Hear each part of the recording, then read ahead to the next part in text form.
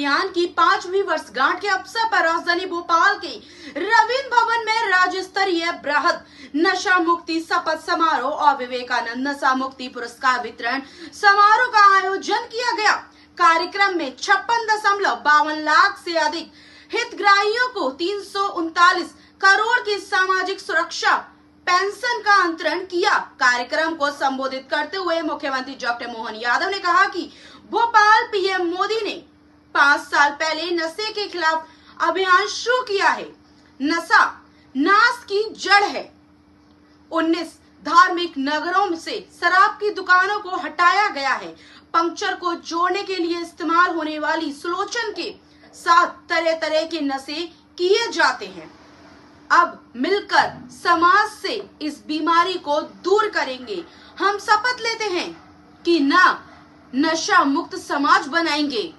वहीं भोपाल में drug mafia Yasin मछली और साबर मछली पर हुई कार्रवाई पर मुख्यमंत्री डॉक्टर मोहन यादव मछली परिवार नाम लिए बिना कहा कि भोपाल में पुलिस ने जबरदस्त कार्रवाई की है।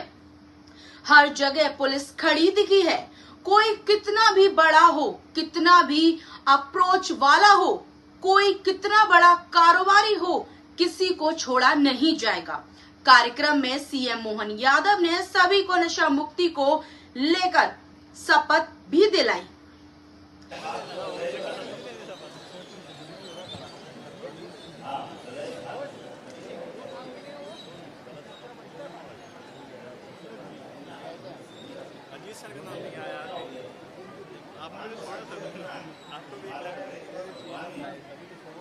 मेरे साथ सब दोहराएंगे, खास करके इसको आप मैं बोलूंगा, आप अपना नाम लेते हुए बोलना। मैं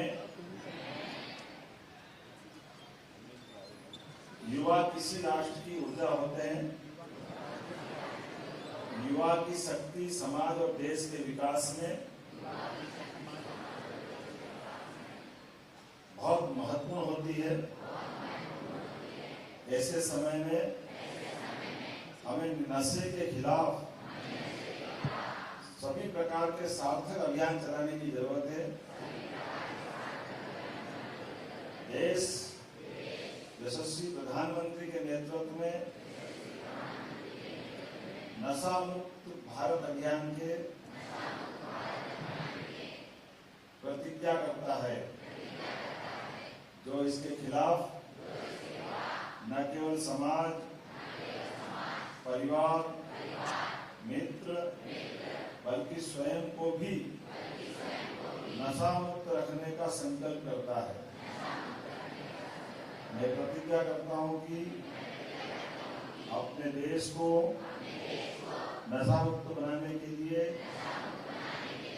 पूरी क्षमता से जीवन भर प्रयत्न करता रहूंगा। जय हिंद, जय भारत। हमारे बहुत ही सुयोग्य मंत्री माननीय राकेश सिंह जी, मेरे विद्यार्थी परिषद के समय के मार्गदर्शक और पर्यावरणविद माननीय गोपाल आर्य जी, अपने इसी क्षेत्र में सिद्धहस्तता रखते हुए जिनने अपनी बात रखी, माननीय पीपी सिंह जी, सुखवीर सिंह जी, भरत यादव जी, चक्रवर्ती जी, केपीएस राणा जी, इस अवसर पर मौजूद आप सब। आज का विषय थोड़ा हटके विषय और माननीय राकेश जी ने कहानी के माध्यम से इसका मर्म बताने का प्रयास भी किया है। आमतौर पर पर्यावरण से समन्वय और लोक निर्माण, ये ऐसा लगता सूर्य और चंद्र की तरह है। जब सूर्य निकलता तो चंद्र अपनी जगह छोड़ देता है, लेकिन चंद्र निकलता तो सूर्य को अपनी आभा छिपाना पड़ती। दोनों अलग अलग भूमिका में, लेकिन इसका सुखद समन्वय शब्द इसमें आया है। और समन्वय का मतलब ही है कि समन्वय वो बीच का रास्ता निकालता है, जिसके आधार पर हम अपनी अपनी भूमिका अदा करें। जब निर्माण की बात आ रही है और निर्माण में भी लोक निर्माण की बात आ रही है कि निर्माण निर्माण के साथ कई चुनौतियां आती, और चुनौतियों में मैं जाने के पहले अभियंता की तरफ आपका ध्यान आकर्षित करना चाहूंगा, इंजीनियर शब्द की तरफ। तो इंजीनियर शब्द की तरफ जब हम देखते हैं तो इंजीनियर का अर्थ क्या है? तो इंजीनियर का अर्थ है विज्ञान, गणित और तकनीक। इन तीनों क्षेत्रों में समान रूप से जो सिद्धहस्ता रख ले वो अभियंता कहलाता है। ये हमारा जिसके नाते से आपको जाना गया है, ये उस मूल भाव की तरफ हमको जाना पड़ेगा। और एक तरफ जब आप इसमें देखते हो तो अभियंता को तकनीकी ज्ञान के आधार पर मशीनों, संरचनाओं, प्रणालियों, कई प्रकार की व्यवस्थाओं से अपने आप के ज्ञान कौशल के साथ उपलब्ध संसाधनों का बेहतर से बेहतर उपयोग करने की तरफ लगातार सतत रूप से वो ज्ञान को विज्ञान की तरह लेकर निकले। और इन व्यवस्थाओं से जब हम जोड़ के देखते हैं तो अब थोड़ा सा उधर अलग हटका है, जिसका आपने 170 साल पुरानी रेल प्रणाली को जोड़ करके राकेश जी ने बात करी। हमारे अपने कई निर्माण के, और वैसे तो हड़प्पा कालीन पुराने सिंधु घाटी सभ्यता के निर्माण की रचनाएं, उसमें जल निकासी के प्रबंधन, पुराने स्थापत्य के नमूने, कई प्रकार के आज भी अद्भुत चीजें हैं जो हमको दिखाई देती है कि हमारे यहाँ स्थापत्य का ज्ञान नया नहीं है, लेकिन ये परिस्थिति जन्य नहीं है, प्रकृति जन्य है। प्रकृति के साथ जोड़ करके ही देखा गया। अभी आपने डेम का उदाहरण दिया, राकेश जी ने सही कहा। अभी मैं भी आपको वैसे बता भी चुका हूं, हम भी जानते भी हैं कि भोपाल की रचना ही अगर अपन देखें, भोपाल जैसा महानगर एक तरह से राजधानी का हमारा नगर है, लेकिन यहाँ की जल रचना आज भी जीवंत है। बड़े तालाब से पानी हमको पीने का मिलता है। बड़ा तालाब हमारे लिए सजावट की चीज नहीं, लेकिन बड़ा तालाब सजावट की चीज नहीं, लेकिन बड़ा तालाब बना कैसे? तो बड़े तालाब को बनाने के लिए जिस रचना का उपयोग किया गया वो आज भी हमारे लिए आधुनिक साइंस की दृष्टि से पुराने विज्ञान को ज्यादा मान्यता देने वाली है। कि आमतौर पर पानी की रचना जिसमें डैम में पानी भरना है, तो पानी का डैम नदी की मुख्य धारा को रोक करके ही बनाया जाता है। मुख्य धारा से पानी पीछे रुकेगा, डैम बन गया। लेकिन ये वो टेक्नोलॉजी है जो एक चट्टान को चारों तरफ से, जो ऑलरेडी पुरानी प्राकृतिक चट्टान से पानी को स्टोर कर लिया है, उसकी कोई मुख्य धारा नहीं रोकती। और उसका लेवल मेंटेन करने के लिए पानी जब ज्यादा आ जाएगा तो वीआईपी रोड पे कभी पानी नहीं पहुंच रहा है, क्योंकि कोलार की तरफ बहुत निस्तारीकरण की छोटी सी रचना है, और उससे पानी का मेंटेन करके ज्यादा पानी हो गया तो पानी निकाल दिया, अदरवाइज वो पानी भरा हुआ, उससे आगे पीछे कुछ नहीं। तो ये आज भी हमारी उस निर्माण लागत को भी कम कर रहा है। जो बड़ी ताकत, जब बड़ी नदी की मुख्य धारा को बंद करोगे तो बहुत सारा लोहा लगेगा, स्ट्रक्चर बहुत प्रकार के लगाने पड़ेंगे, और जब वो टूटता तो कभी मोरबी की डैम की तरह कई नीचे की रचनाओं में नगरों को, कितनों को संकट डालता है। जब बड़े डैम, और उसकी एक उम्र होती जाने के बाद उसका समय आता ही है। लेकिन ये जो हमारे निर्माण की पुरानी रचना है, ये रचना हमको आज भी उसी प्रकार से लालायित कर रही है जिसको आज के संदर्भ में देखें। अभी अपने सामने देखते तो कुछ वैसे आप लोगों ने भी अच्छा प्रयोग किया है कि जंगल के जानवर भी बचना चाहिए, सड़क भी निकलना चाहिए। तो अब ये प्रयोग हो गया कि नहीं, ऊपर से पुल बना दो, नीचे से जानवर आने जाने का रास्ता रख दो। ये भी अभी अब नया सिस्टम चालू हो गया। हमारे टाइगर भी सुरक्षित, जंगल भी सुरक्षित, आवागमन का निर्बाध मार्ग भी चालू हो गया। ये तो छोटी सी बात, लेकिन सड़कों को भी ब्रिज की तरह उपयोग कर रहे हैं। ये जो आवश्यकता के साथ, पर्यावरण के साथ तालमेल करने, लेकिन निर्माण में लगने वाली सामग्री, उसकी मात्रा, उसका तरीका, ये तो चिंता का विषय है ही। हम तो अगर इसको गलत नहीं लेते, अभी से 10-20 साल 25 साल पहले तक मैं समझता हूं हमें से हर एक जिस घर गांव से निकल के आया है उसके मकान कोई आर्थिक से कंक्रीट के नहीं, लेकिन वो हर मौसम को, हमारे भारतीय मौसम को झेलने के लिए पर्याप्त ठंड, गर्मी, बरसात, लकड़ी के और उस प्रकार के मकान थे, कोई तकलीफ नहीं। और मकान बनता था तो पूरे घर वाले इकट्ठे हुए लग जाते थे। आज छोटे से छोटे गरीब आदमी का भी मकान बनाएंगे तो ये जो सीमेंट कंक्रीट के माध्यम से जो मकान बन रहा है, और कई बार मैं तो आपको भी देखना, मेरे गांव के अंदर तो आप भी इस बात को महसूस करते हैं कि हमारे यहाँ शहरी क्षेत्र में तो प्लाट काटते हैं, टीएनसी से कराया, नगर निगम या स्थानीय निकाय जो भी होंगे उससे टीएनसी के लगाते हैं, तो प्लाट साइज तो मालूम रहते, लेकिन गांव के अंदर जब मकान बनाने निकलते हैं तो कोई प्लाट तो है ही, तो भूल ही जाते कि कितना बड़ा बनाना है। तो मकान बनाना कि गोडाउन बनाना मालूम नहीं पड़ता है। कई बार जैसे मकान बनाने में और उसकी साइज बड़ी करने में ये होड़ा होड़ी लगती कि पास वाले ने बनाया मुझसे और थोड़ा बड़ा बनाऊंगा, तो मालूम पड़ा 2 बीघा जमीन बेच दो भले, लेकिन मकान मुझसे बड़ा बना रहा है। और मकान मुझसे बड़ा बनाते बनाते मालूम पड़ा प्लास्टर के पैसे खत्म हो गए, सालों तक ऐसी ईंटें दिखती रहती। ये जो आज के इस निर्माण कार्य के ये नए प्रकार है, इसी प्रकार से इनकी सीमेंट की, सरिये की, इनकी डिजाइन की गुणवत्ता के साथ उसकी पूरी प्लानिंग में कितनी जरूरत है, कितना लगाना कितना नहीं लगाना, हमारे सामने ये भी एक संकट है। तो ऐसे आज के समय में वैसे वो मैं जनरल बात बोल रहा हूँ, पीडब्ल्यूडी के संदर्भ में नहीं बोल रहा हूँ, क्योंकि पीडब्ल्यूडी के संदर्भ में आजकल तो बीडीसी अलग होगा, ये अलग होगा, तो मैं भी मुश्किल पर पड़ जाता हूँ कि मैं किसके लिए बोलूँ।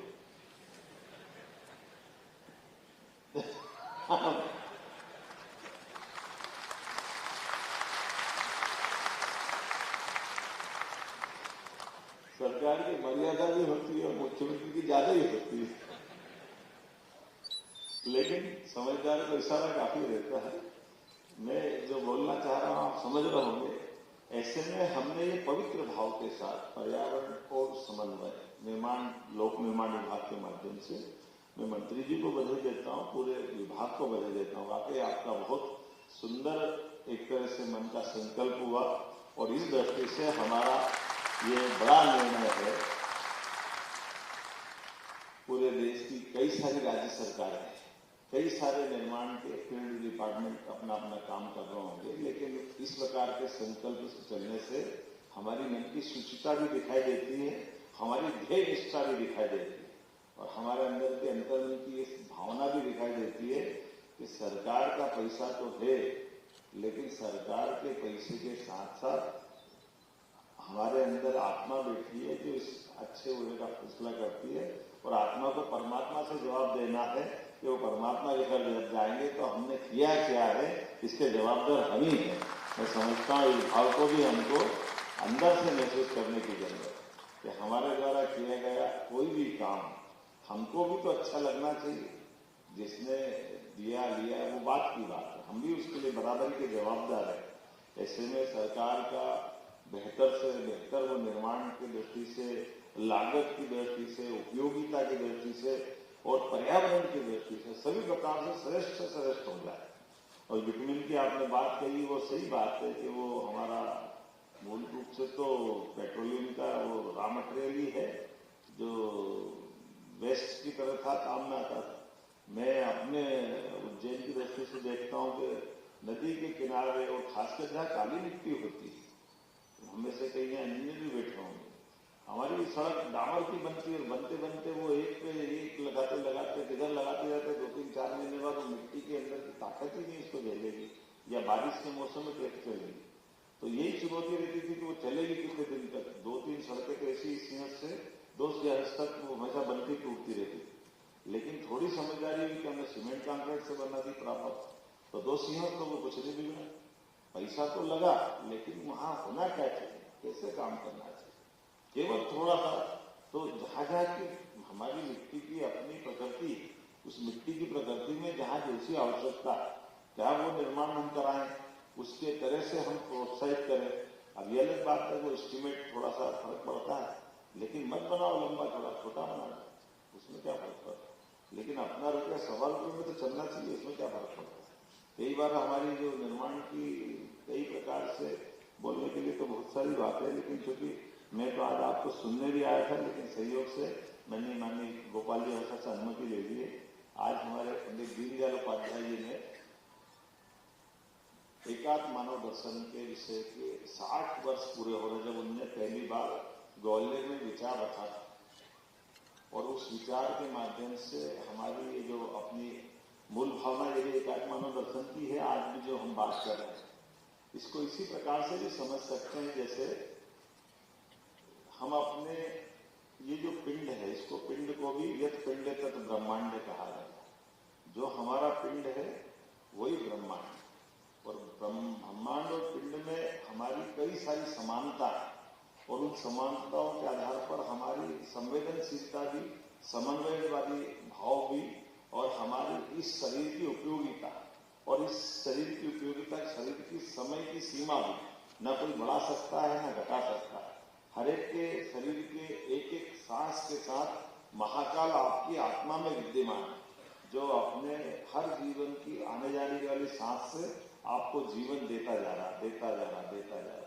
आपकी एक दिन की जिंदगी में 1 लाख कोशिकाएं मरती है, तब आपका एक दिन का जीवन होता है। ऐसी कई सारी बातों के साथ मैं मान के चलता हूँ। आज जब अपनी अच्छी बातों को आपने मौका दिया, इस कार्यशाला के लिए आपने हमारे टीपी सिंह जी को खासतौर पर आमंत्रित किया। बहुत अच्छे समाज सेवी पर्यावरण गोपाल लाल जी यहाँ बैठे हैं। अब हमारी मुश्किल तो ये भी रहती है कि राजनेता ज्यादा बोले तो बड़ी मुश्किल में पड़ जाता है कि इनको ही ज्ञान हो गया क्या, बाकी क्या करने वाले। तो मैं भ्रष्टता न करते हुए अपनी बात को यही समेटता हूँ। सरकार के मुखिया होने के नाते से हमारे विभागों की ये दृष्टि आना चाहिए, जिसको सरल भाषा में हम ये कहें लीक से हटकर सोचने का तरीका, जिसके आधार पर हम अपनी उपयोगिता, हमारी भूमिका सरकार के साथ, प्रकृति के साथ में तालमेल करें, और हम बोल ही चुके हैं उन सारी बातों के साथ जिसके लिए हमने अपना ये पूरा आयोजन किया है। मेरी अपनी ओर से इस अवसर पर पीडब्ल्यूडी डिपार्टमेंट को बहुत गालियां पड़ती है निर्माण कार्य करते करते। मैं समझता हूं कि उस भाव के दृष्टि से भी हम इसको देखें कि आपकी भावना अच्छी रहती है, लेकिन आप भी बहुत सारे दायरे में बंधे रहते हैं। तो उस दायरे को खोलने के लिए आज की ये कार्यशाला भी बड़ी भूमिका अदा करेगी। इस शुभकामना के साथ बहुत बहुत धन्यवाद।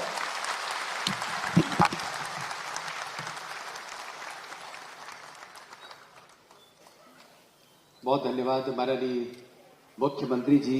जैसा उनका मन भाव है वैसा ही उनका उद्गार होता है, और इस अवसर विशेष पर जिस तरह से उन्होंने हमारा मार्गदर्शन किया, निश्चित रूप से हमारे इस प्रकल्प को लेकर उनका होना, उनका विचार बहुत ही महत्वपूर्ण भूमिका बनाता है। आदरणीय गोपाल जी का बहुत ही विनम्रता के साथ, आदर के साथ जिक्र किया आदरणीय मुख्यमंत्री जी ने। तो निश्चित रूप से पर्यावरण के आचार्य के रूप में आदरणीय गोपाल जी की उपस्थिति हमारे बीच आज बन रही है, और वे हमारा आग्रह स्वीकार करते हुए यहाँ पर उपस्थित हैं। बहुत सम्मान के साथ, आदर के साथ तब हम उनसे निवेदन करते हैं कि वे हमारा मार्गदर्शन करें। आदरणीय श्री गोपाल जी।